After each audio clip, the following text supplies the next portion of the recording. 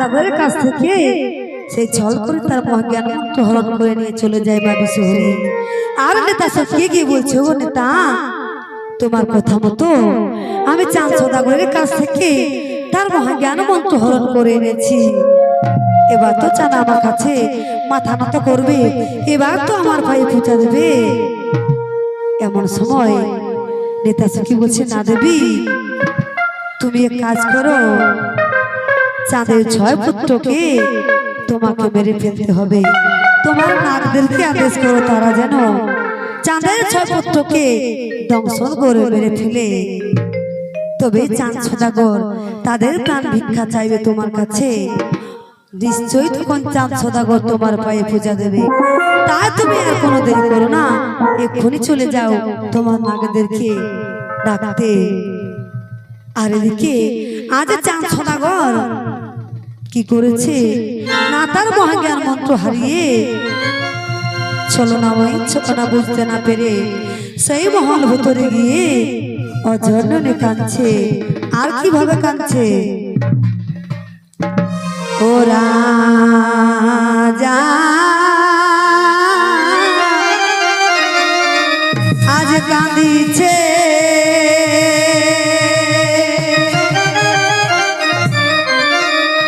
ওই মহল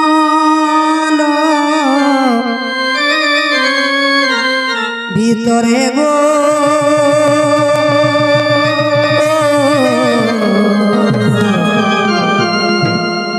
কাঁদে রাজা মহাজ্ঞানের তরে। রাজা কাঁদিছে মহল ভিতরে গো, কাঁদে রাজা মহাজ্ঞানের তরে।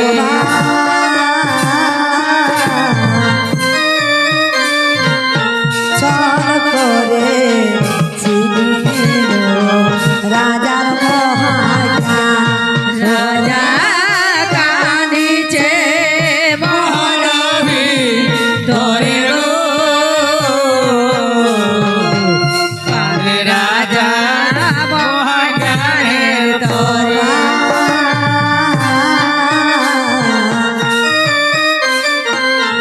ছদ্মবেশে ছিল দেবী নারী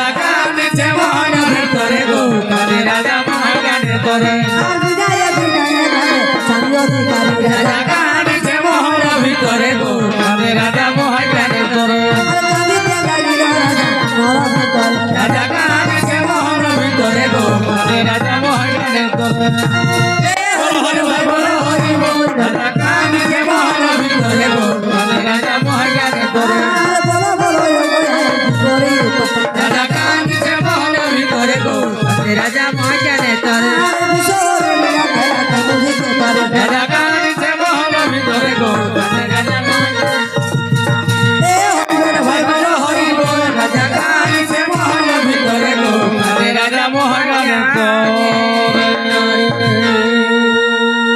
তারপর সময় এদিকে চাঁদ সদাগর তার মহাজ্ঞান মন্ত্র হারিয়ে অজনরে কাঁদছে সেই ছলনা মায়ের ছলনা বুঝতে না পেরে চাঁদ সদাগর বলছে বুঝেছি এই সবই আমার কাছ থেকে পূজা পাওয়ার জন্য কিন্তু তবু তুই শুনে রাখ আমার কাছ থেকে আমার সব কিছু কেড়ে নিলেও আমি ওই চ্যাংমড়ি কালীর পূজা করব না এই কথা বলেছে চাঁদ সদাগর তাই এদিকে আজ হরি নেতা সাথে বলছে ঠিক আছে নেতা তাহলে আমি এক কাজ করি আমার পাণ্ডুনাকে ডেকে পাঠাই সে যেন চলে যায় চাঁদের ছয় পুত্রকে দংশন করতে তাই পাণ্ডুনাগ চলে এসেছে মায়ের ডাকে আর এসে বলছে মা গো আমাকে কিবা প্রয়োজনে ডেকেছো মা কিবা প্রয়োজনে ডেকেছো এই কথা যখন বলেছে পাণ্ডুনাগ অমনি আজ মা বিশ্বরী পাণ্ডুনাগকে কি বলছে ও রে শুনো শুনো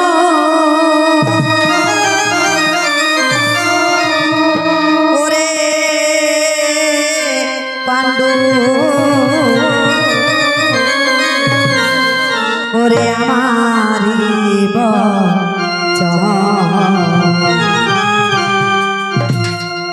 আরে সতরে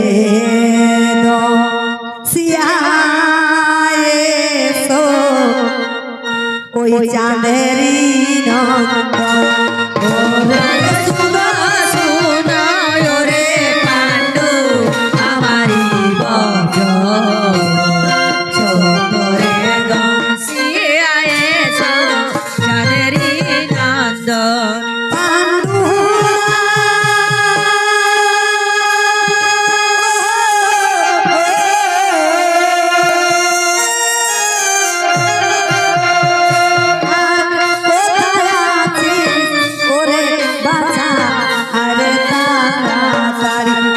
ওরে শুনো শুনো ওরে পাণ্ডু আমারি বজ সতরে সিয়ায়ে সো চাঁদেরি নন্দন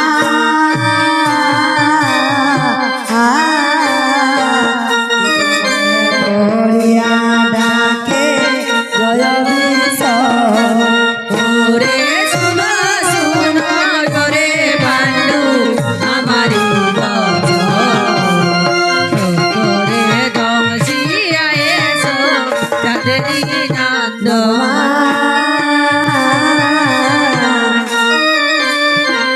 কাঁদিতে কাঁদিতে বলে পাতাল কুমার ওরে শুনো শুনো ওরে পাণ্ডু আমারি বজ সতরে সিয়ায়ে সো চাঁদেরি নন্দন বিনায় বিনায় বাবা বলুন ওরে শুনো শুনো ওরে পাণ্ডু আমারি বজ সতরে সিয়ায়ে সো চাঁদেরি নন্দন কোথায় আছে সোনে বাচ্চা আরে তাড়াতাড়ি ওরে শুনো শুনো ওরে পাণ্ডু আমারি বজ সতরে সিয়ায়ে সো চাঁদেরি নন্দন যারে যারে যারে বাচ্চা চম্পক ওরে শুনো শুনো ওরে পাণ্ডু আমারি বজ সতরে সিয়ায়ে সো হরে ভাই বলো হরি বল শুনো শুনো ওরে পাণ্ডু আমারি বজ সতরে সিয়ায়ে সো চাঁদেরি নন্দন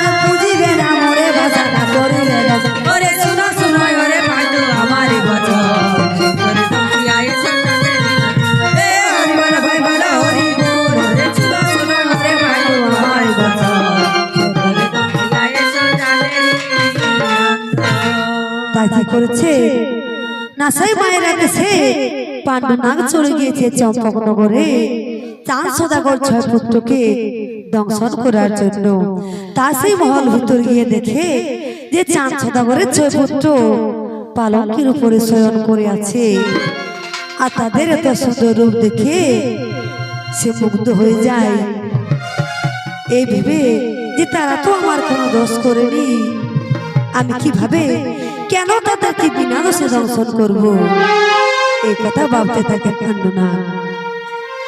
অমনি কি করেছে না না না আমাকে তো মায়ের আদেশ পালন করতে হবে, আমাকে তো এই কথা ভাবলে হবে না।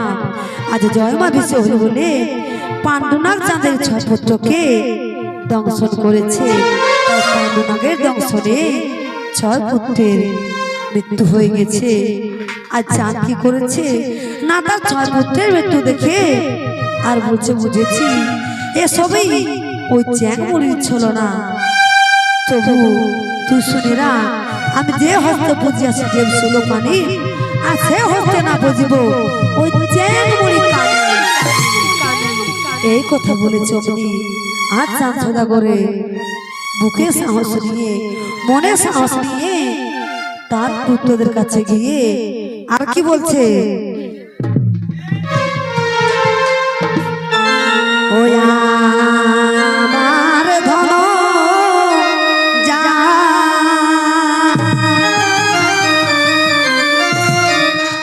ওরে পুত্র যা ওই আমি সাজিব ভিখারি আর তবু না জীব আমি ওই চ্যাংমুড়ি কানে।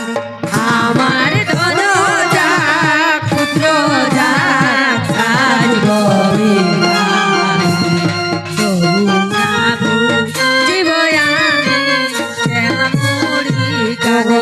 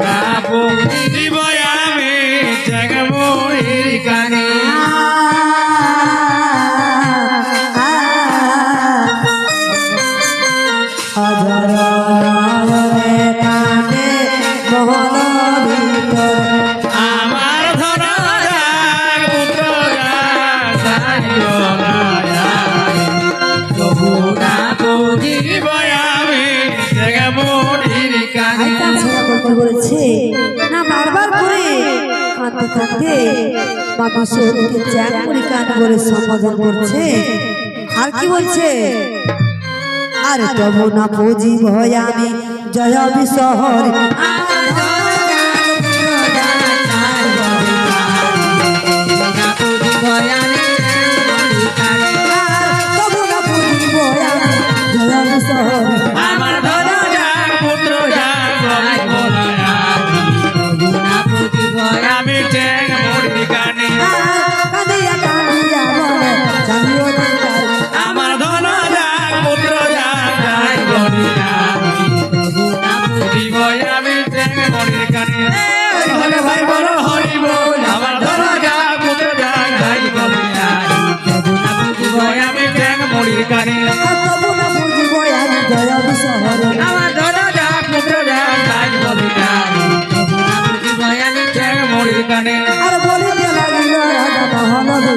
আমার ধরা যায় পুত্র যাই আমি চ্যাংমুড়ির কানে রাজা বলি আমার ধরা যায় পুত্র যাই বলি